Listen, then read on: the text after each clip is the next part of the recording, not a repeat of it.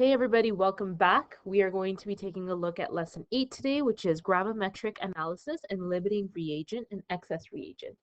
So if you remember back to when I talked about limiting and excess reagent, so limiting reagent, I am now going to be referring it to a shorthand for LR. This gets all used up. There's no limiting reagent left at the end of a reaction. So is fully used in reaction, none left. Probably spelled none right. Then we have excess reagent. My stylus pen, guys, is absolutely destroyed after all these online lessons. So I'm glad we're getting to the end of recording. So excess reagent, I will now be referring to it as XR. That is the shorthand for excess reagent. So this is not fully used in a reaction.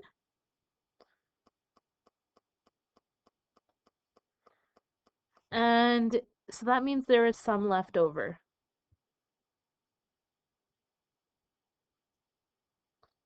After reaction complete. I really didn't finish my sentence up here. None left after reaction complete. What we're going to do today is examine how to determine whether something is a limiting reagent or an excess reagent. So you'll notice in the word problems that you've been doing is we'll be saying 2.5 grams of sodium hydroxide reacts with excess hydrochloric acid. We've been identifying that for you. Sometimes you'll have to identify that yourself. So we're going to go through the process of how to find that out. In problems where we can determine the number of moles of each reactant,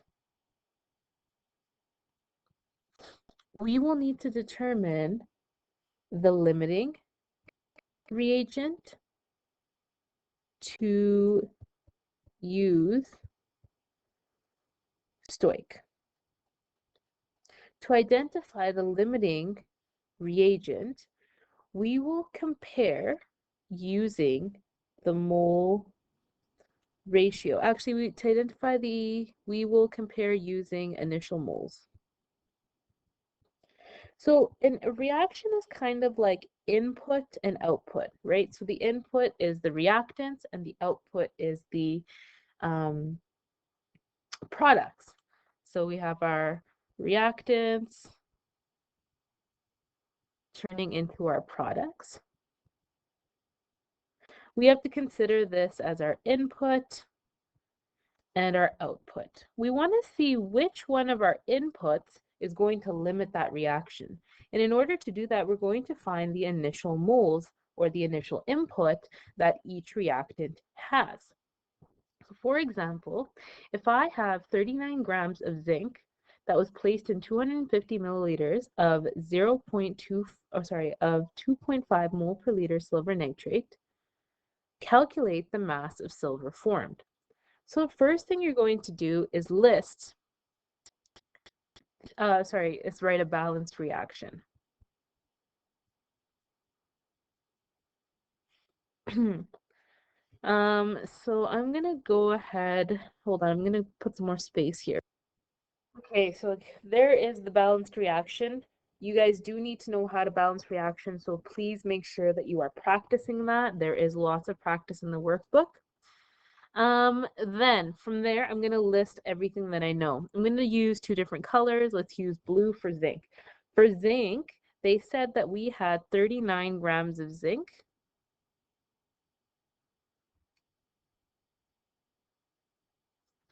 And for silver nitrate, we had, let's use pink, 250 milliliters in I'm going to convert that into liters, so 0.25 liters. And the concentration was 2.50 moles per liter. Great. So now from there, we are going to identify initial moles of the reactant. So determine initial moles of the reactants. Okay, I'm going to start with the blue one first. This is how you determine initial moles. So I'm going to calculate moles of zinc. I start off with 39 grams. And then you need to use mole ratio.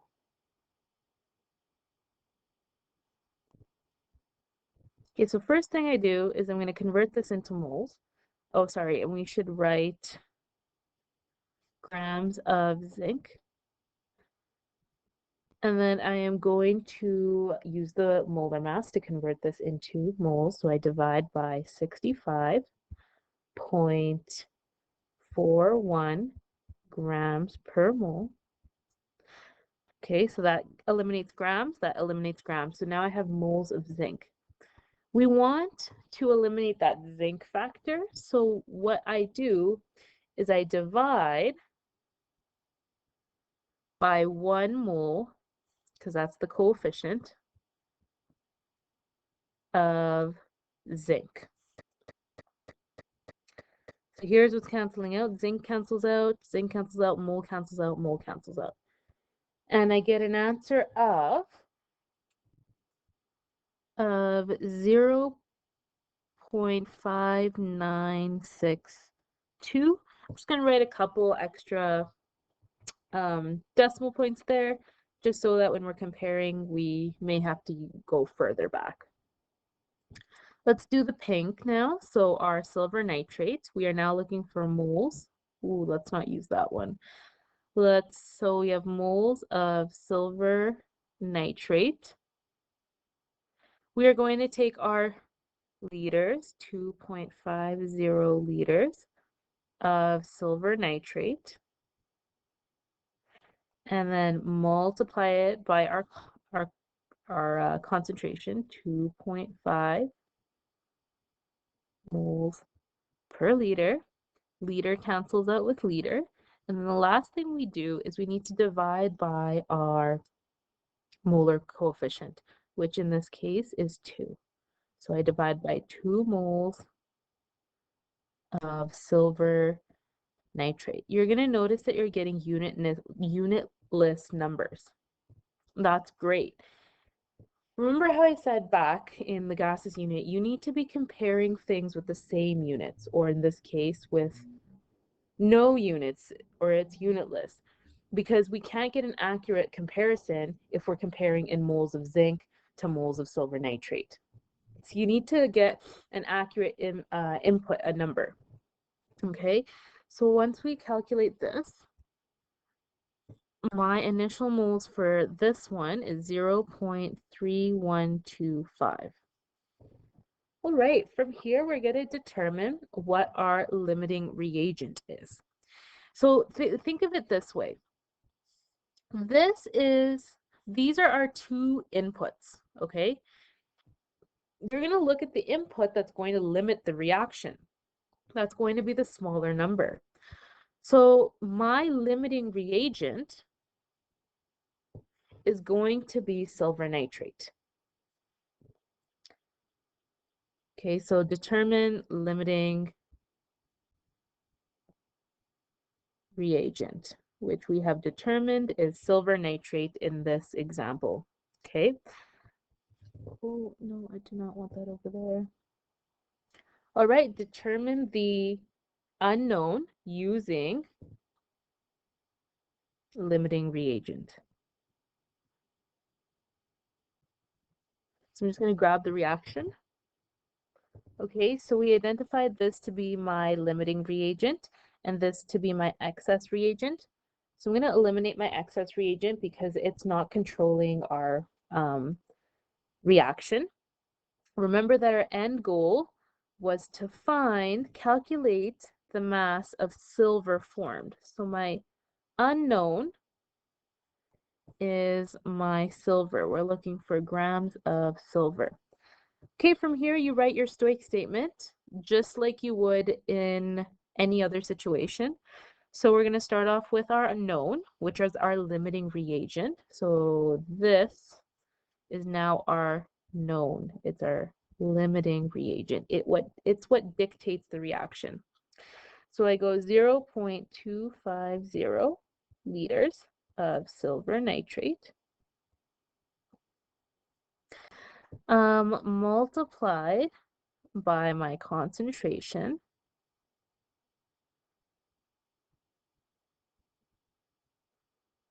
2.50 moles per liter, canceling liters and liters. Now we have moles, which we can then use our mole ratio. 2 moles of silver nitrate and 2 moles of silver. What's canceling out? Moles with moles, silver nitrate with silver nitrate. We now need to convert our moles into grams, which we can do using molar mass. And my molar mass of silver is 107.87 grams per mole, which cancels out moles and moles, which you are left with grams of silver nitrate. Once you plug all of that information in, you get 67.4 grams of silver. Okay, let's do some examples now. For the following examples, please identify limiting reagent and excess reagent in each problem. A, 2.5 grams of sodium metal reacts with 9.59 grams of beryllium chloride. All right, first thing you do, you're going to write a balanced reaction. So sodium plus beryllium chloride. Ask yourself, what type of reaction is this? It is a single replacement where the cations are going to switch with each other. And the way that I know that, I look at who's by themselves. And sodium is a metal, so it's going to switch places with the other metal. Okay, so this is going to then produce sodium chloride plus beryllium metal. Balance that reaction. 2 and 2. Lovely. From there, we list our known information. 2.5 grams of sodium. And let's use purple for beryllium. 9.59 grams of beryllium. How do I know that I need to find limiting and excess reagent? Well, they've provided information on both of my reactants. So now I need to choose between those reactants to see which one's going to limit the reaction. Let's start off with sodium. So moles of sodium is equal to, we're going to start off with our grams, 2.51 grams of sodium multiplied, we're going to use our molar mass, which is 22.99 grams per mole. You are going to notice that this is the beginning of our Stoich, how we do our Stoich problems. Lastly, we need to divide by our coefficient, which is 2 moles of sodium. Okay, so moles cancels out, sodium cancels out, which makes a nice unitless number for us to compare. This is then going to give me 0.0542. Okay, next one, we have beryllium chloride. So let's find our initial input of beryllium chloride, BeCl2. Start off with 9.59 grams of beryllium chloride, which we then will convert into moles using our molar mass, which is 79.91 grams. That is so badly done. Hold on. 79.91 grams per mole. And then from there, we're going to divide by our molar coefficient, which is 1 mole of beryllium chloride. See what's canceling out? Grams and grams, moles and moles, beryllium chloride, making us a nice unitless number so that we can compare it. We then get 0.120. Okay, you need to look at which number is smaller. And looking at that, this number here is smaller. So this sodium is our limiting reagent, and our beryllium is our excess reagent. I'm sorry, a beryllium chloride is our excess reagent.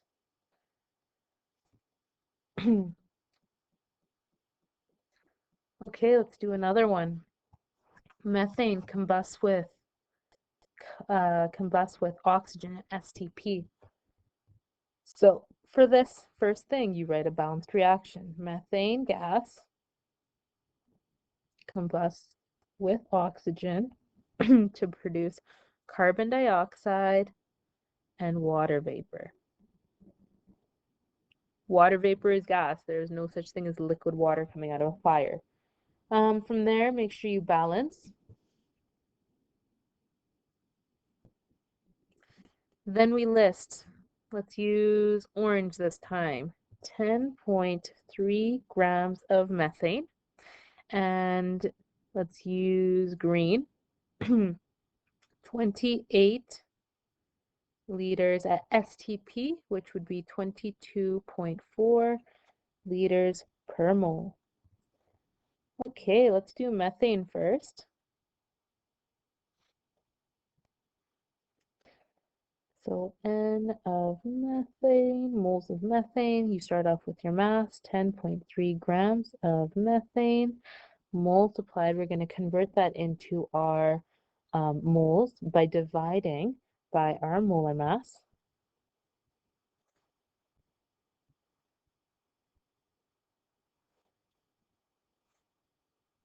Five grams per mole. Grams and grams cancel out. And then lastly, we are going to divide by our coefficient, which is 1, which is 1 mole of methane, canceling out the moles with the moles, methane with the methane, giving us a nice unitless number for us to compare. 0.642. Lovely. Now let's look at moles. Oh man, what has happened here? Now let's look at moles of oxygen. I'm going to start off with our 28 liters of oxygen gas, which we now need to use molar volume to convert because we are working with a volume of a gas. I divide by 22.4 liters per mole and then divide by the molar coefficient. Here's what's canceling out. Liters with liters, moles with moles, oxygen with oxygen, giving us a lovely unitless number, which is going to be 0.625. Notice how writing a couple decimal points are going to help us determine what is our limiting and our excess reagent. So these numbers are very close. However, this one is smaller, making oxygen our limiting reagent and methane our excess reagent.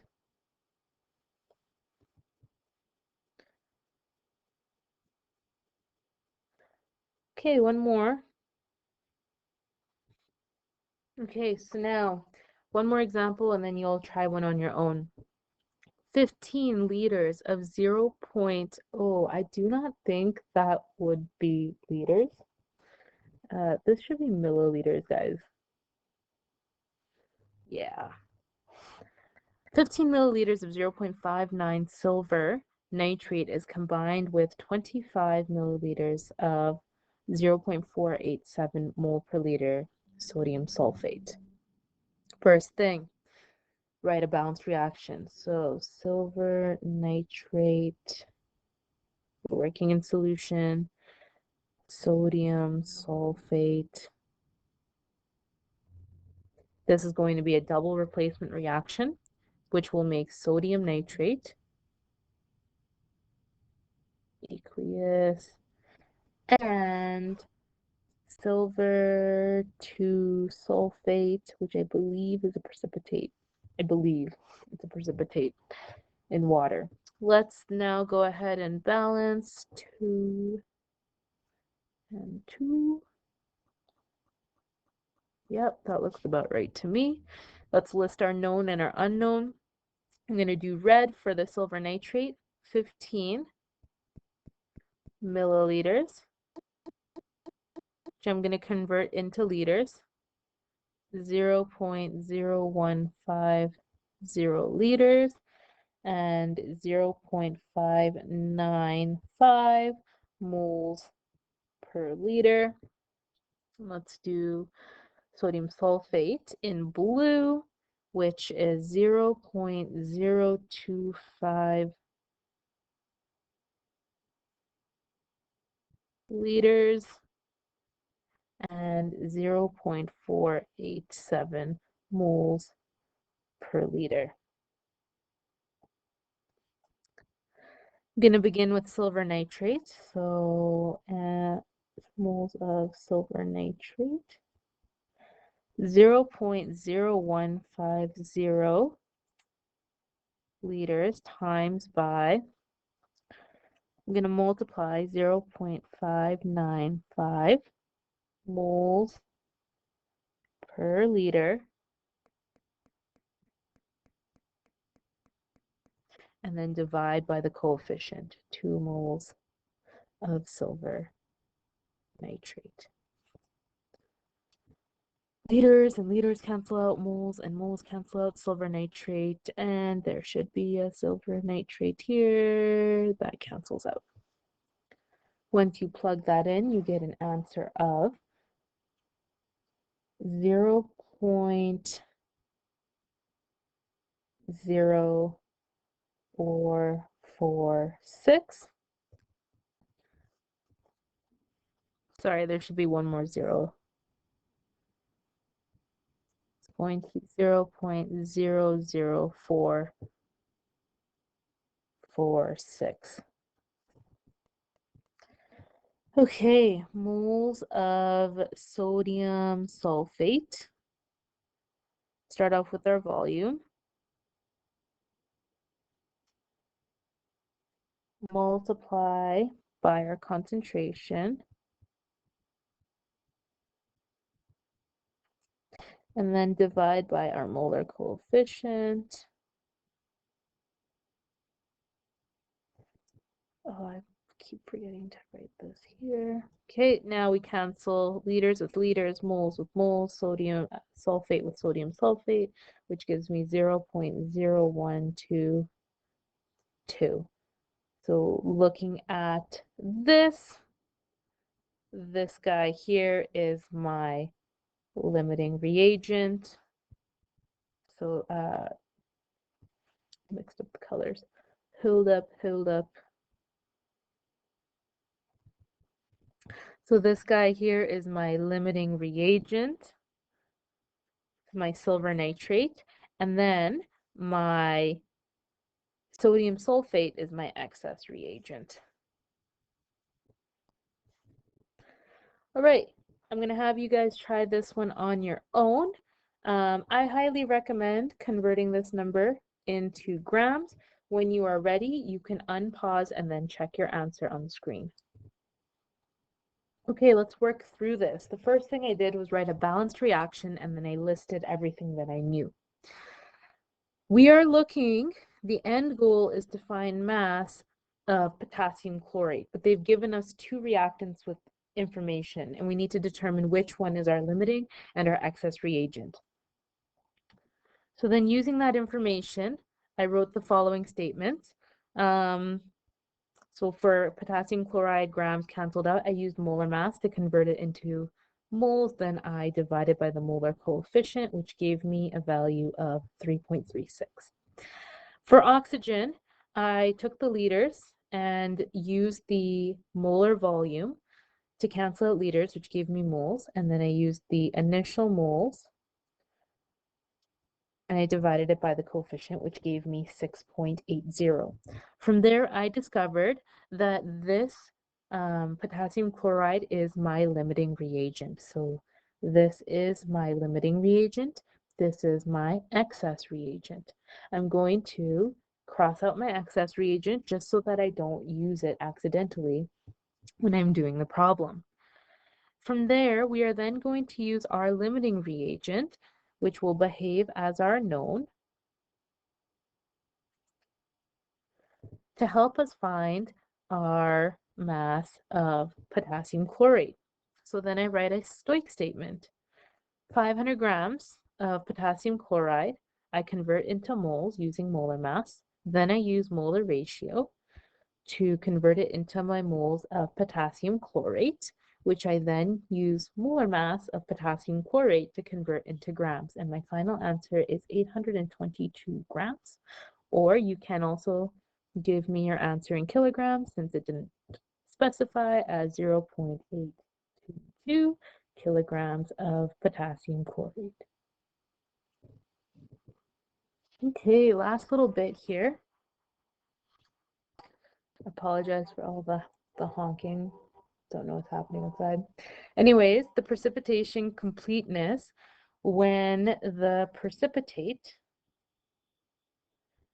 has settled enough so that the top layer is clear. Okay, all the honking has stopped. I think it was teachers who teach in this area. They were driving around, honking around, and saying hi to their students. Okay, so when the precipitate has settled enough so that the top layer is clear, to test for the precipitate completeness. If there's two scenarios, if there's cloudiness,